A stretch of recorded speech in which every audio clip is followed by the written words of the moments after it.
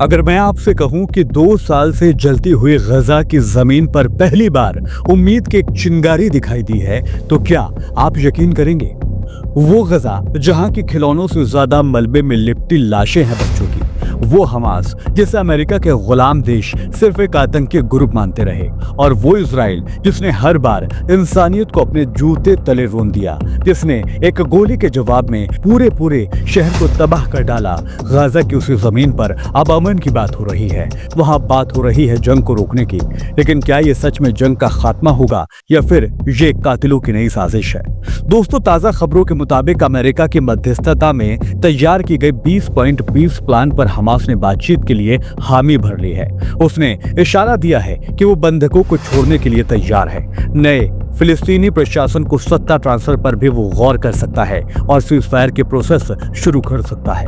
लेकिन सबसे बड़ा सवाल अभी भी यही खड़ा है कि क्या हमास अपने हथियारों को छोड़ पाएगा? इसी बीच डोनाल्ड ट्रंप ने साफ अल्फाज में कहा है कि इजराइल अब गजा पर बमबारी रोके, और ये पिछले 2 सालों में पहली बार है जब अमेरिका का रुख इतना ज्यादा सख्त दिखा है इजराइल के लिए।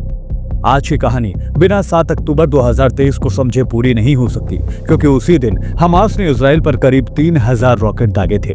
सीमाएं तोड़कर हमास के लड़ाके इजरायली कस्बों में घुस गए थे और सालों से दुश्मनी निभा रहे इजरायली फौजियों पर कहर बनकर टूटे थे। इस हमले में हमास ने 1200 से ज्यादा इजरायली मार गिराए थे। 240 के आसपास लोगों को बंधक बना लिया गया था।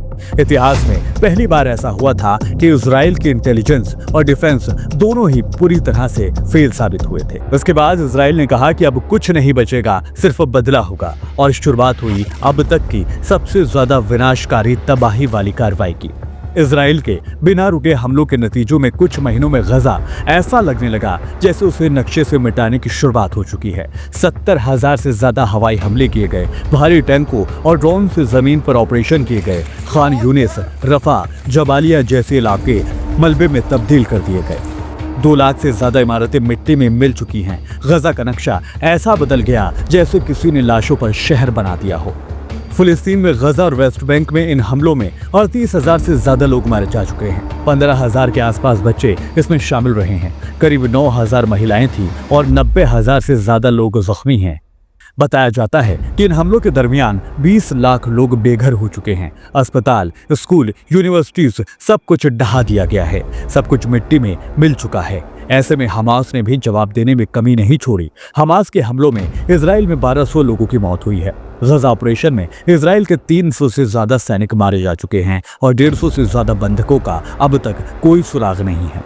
ये सिर्फ आंकड़े नहीं हैं, ये हर मौत के पीछे टूटा हुआ घर है, रोती हुई माँ के आंसू है और बिखरे हुए परिवार के टुकड़े हैं।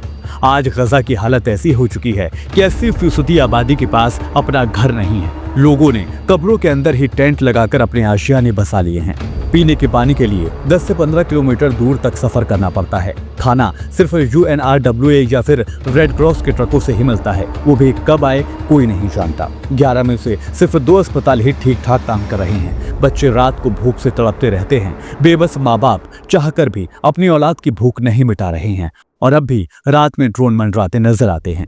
यूनिसेफ की रिपोर्ट बताती है ये दुनिया की सबसे बड़ी ओपन एयर प्रिजन है, जहां लोग जिंदा तो हैं लेकिन जिंदगी खत्म हो चुकी है।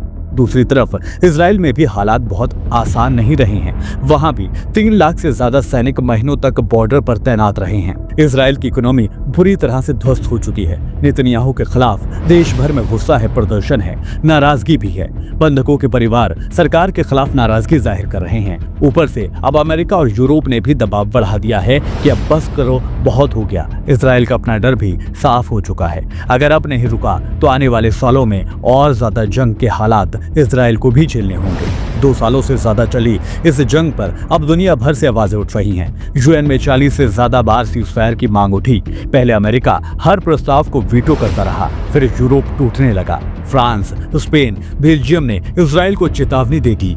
कतर, इजिप्ट और सऊदी अरब ने भी हमास से बैकडोर से बातचीत शुरू कर दी। वहीं तुर्की और ईरान खुलकर भी बोले, और अब ये सिर्फ जंग नहीं बल्कि नस्ल नाश यानी जिनोसाइड है। और अब अमेरिका सरकार को भी लगने लगा था कि अगर अभी नहीं रुके तो पूरा मिडिल ईस्ट फट सकता है। दोस्तों, अब यहाँ सबसे अहम सवाल ये भी है कि सालों से इजराइल का मुकाबला कर रहा हमास आखिर अब नरम क्यों पड़ गया? इसके पीछे कई वजह हैं। पहला है इंटरनल प्रेशर। गजा के लोग भले ही सिर पर कफन बांध कर जी रहे हों, लेकिन इतनी लंबी जंग के बाद अंदर से ये आवाज उठने लगी कि ये जंग दुश्मन से ज्यादा खुद गजा के लिए नुकसानदेह साबित हो रही है। दूसरी वजह मानी जा रही है ताकत का कम होना। इस लंबी जंग से लड़ाके अब थक चुके हैं, सुरंगें तबाह हो चुकी हैं, हथियारों की सप्लाई भी लगभग रुक सी गई है। राजनीतिक दबाव भी यहाँ मायने रखता है, क्योंकि अगर अब बातचीत नहीं की तो उनके पास सत्ता की कोई जगह नहीं बचेगी। हमास भी इस बात को बखूबी समझ चुका है कि अब सिर्फ जंग से इज्जत नहीं मिलेगी, बल्कि नेगोशिएशन से ही पोजीशन मिल पाएगी। डोनाल्ड ट्रंप ने 20 पॉइंट वाली योजना रखी है, जिसमें कई चीजें शामिल है, जैसे सभी बंधकों की रिहाई की शर्त यहाँ रखी गई है, गजा में नया प्रशासन बनाया जाएगा, इसको लेकर बात की गई है, सिलसिलेवार तरीके से सीज़फायर को तय किया जाएगा, रिनोवेट करने के लिए फंड का इंतजाम भी किया जाएगा, इजराइल पर हमले रोकने के लिए एक लिखित में गारंटी दी जाएगी। हमास की पॉलिटिकल वैलिडेटेशन के लिए भी बात होगी, लेकिन डिसअपार्टमेंट भविष्य में बात हो। इजराइल इनमें से आधी शर्तों को मंजूर तो कर रहा है और आधी को नहीं। खैर, अब इस वीडियो के आखिर में सबसे अहम सवाल पर आते हैं कि क्या ये जंग सच में रुकेगी या अभी भी गुंजाइश जंग की बाकी है। तो यहाँ पर 3 तरह की संभावनाएं यानी 3 तरह के ऑप्शन नजर आते हैं। ऑप्शन 1, लिमिटेड सीज़फायर हो, यानी कुछ हफ्तों की रुकावट, फिर मदद पहुंचेगी और फिर बातचीत की मेज पर दोनों को लाया जाएगा। ऑप्शन 2 की बात करें तो कंडीशनल टूज, तब हमास सत्ता छोड़ेगा, बदले में उसे एक राजनीतिक वैलिडिटी मिलेगी जिससे वो आगे राज करने में कामयाब होगा। ऑप्शन 3 की बात करें तो फिर से लड़ाई शुरू हो सकती है। मतलब अगर इजराइल ने कहा कि हमास तब तक दुश्मन है जब तक उसका खात्मा नहीं करता, तो जाहिर है जंग फिर से शुरू हो सकती है। फिलहाल अभी दुनिया पहले 2 ऑप्शन की तरफ बढ़ रही है और उम्मीद से दिख रही है। अब सवाल आपसे है, आपको क्या लगता है, क्या इतनी आसानी से ये जंग खत्म होगी या बस लाशों के ढेर और बच्चों की चीखों के बीच थोड़ी देर की चुप्पी के बाद फिर यहाँ खूनी मंजर होगा? हालात ये हैं, जब गजा में कोई बच्चा पैदा होता है तो उसे घर नहीं चाहिए, उसे पहले आसमान से डर हटाना होता है। इजराइल में जब कोई माँ अपने बेटे को यूनिफॉर्म पहनते हुए देखती है तो सिर्फ गर्व कम होता है और डर ज्यादा होता है। 2 साल की ये लड़ाई सिर्फ सरहदों की नहीं, बल्कि ये इंसानियत का इम्तिहान बन गई है। और आज अगर पहली बार उम्मीद की कोई हल्की सी आवाज आई है तो उसे सिर्फ खबर मत समझिए, वो शायद किसी की आखिरी बूंद उम्मीद है।